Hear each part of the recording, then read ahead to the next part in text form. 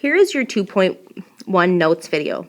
Please follow along and write down the information as it is given to you.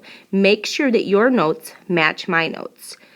Please pause the video whenever you need time to write things down. In your notes, you have an example problem that's already been given to you, right here. And this shows you how to write -2 1/4 as a decimal. The first thing that we do is we change the mixed number to an improper fraction. After that's been done, you divide the numerator by the denominator. So 9 divided by 4 gives me an answer of 2.25. Because my original number was negative, my answer is -2.25. Now, let's try one together. Okay, let's write -7 3/8 as a decimal. The first thing I see is that this is a mixed number. When we're working with a mixed number, we can convert it to a decimal two ways. I'm going to show you a different way than what the last example was. So because we have -7 as a whole number, we can just simply go over here and write -7 point something. Okay? Because we know that this whole number is going to be part of the decimal. Next, we can take 3/8 and divide that to find the decimal answer. So we have 3 divided by 8. Remember when we're converting to decimals that we read from top to bottom. So this is equal to 3 divided by 8. 3 divided by 8. And 3 divided by 8 equals 0.375. So my answer would be -7.375. Okay, let's try another one on our own. We are going to write 6/5 as a decimal. Now remember that a fraction is also a division problem. So we have 6/5, and that's equal to 6 divided by 5. When I enter 6 divided by 5 in my calculator, I get an answer of 1.2. And so 6/5 written as a decimal is 1.2. Now we are going to practice writing decimals as fractions. So let's look at this example problem. We have the number -0.26 or -26 hundredths. So when we look at this decimal, we need to look at the last digit of the number. So I can look here and I can see that the last digit is in the hundredths place.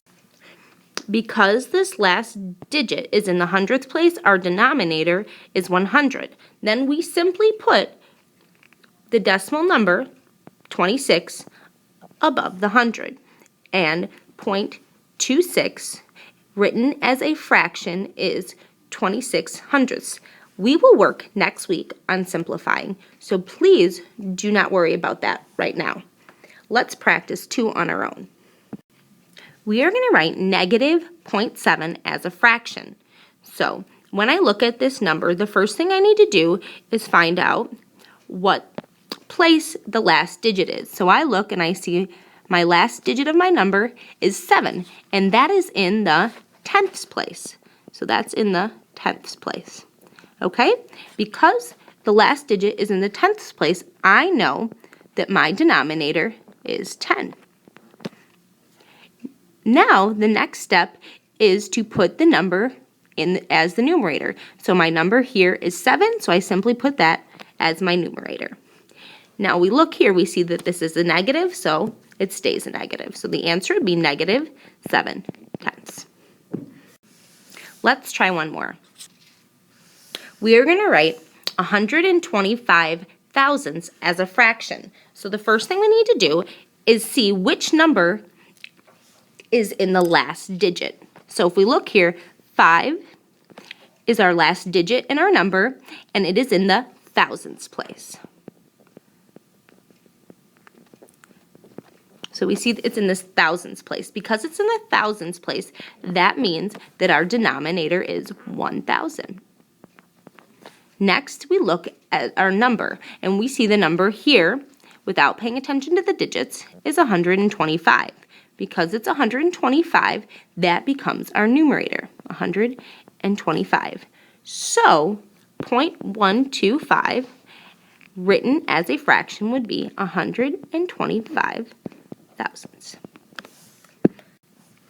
Now that we know how to convert fractions to decimals and decimals to fractions, we can practice putting them in order from least to greatest. Up here, we have an example. This table shows the elevation in meters or kilometers of these different fish, where they are at sea level. And you can see they're written as both fractions and decimals.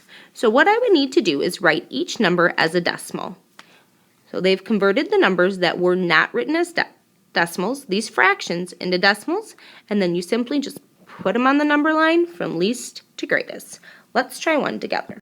First thing I need to do is see which numbers are written as fractions, and I see that I have the number -3/4 is a fraction, 2/3 is a fraction, and -7/3 is a fraction. So the first thing we need to do is convert all of these to decimals. In order to do that, we divide the numerator by the denominator. -3 divided by 4 is equal to -0.75. So -0.75. Next, we look at 2/3. 2/3 written as a decimal would be 2 divided by 3, and that is equal to 0.67. Next, we look at our last one, which is -7 divided by 3, or -7/3. When we divide this, it comes out to -2.3 repeating. Now that we've converted all of our fractions to decimals, we can go ahead and put these numbers in order from least to greatest on the number line. So I'm going to look first at my negative numbers.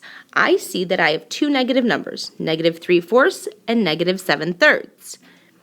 Now I look at their decimal values. -3/4 is -0.75. -7/3 is -2.3. I know that as negative numbers get bigger, they are actually smaller. So -2.3 would be my smallest number. So I would go ahead and put that on the number line. So I'm going to put this on the number line, and that is -7/3. My next negative number is -3/4, so I will go ahead and add that to the number line.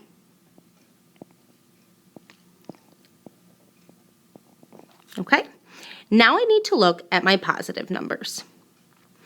My positive numbers are 0.5, 2/3, and 1.2. So 2/3 is equal, we said, to 0.67. So I would need to compare 0.5, 1.2, and 0.67. I know that 0.5 is smaller than 0.67, so 0.5 would be the next number on my number line.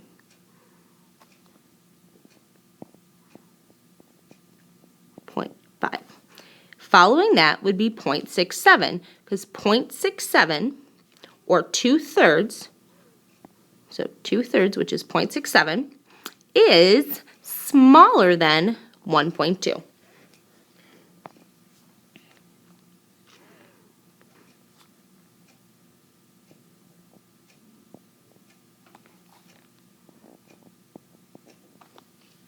Now that I've added 2/3 in, or 0.67, I can add my last number, which is 1.2. 1.2. And now my numbers are ordered from least to greatest. My number line is a little bit messy, so try to do a little bit clearer job in your notes, okay? And you can also put the information that's right here over here, if that works better for you. All right, see you guys on Tuesday.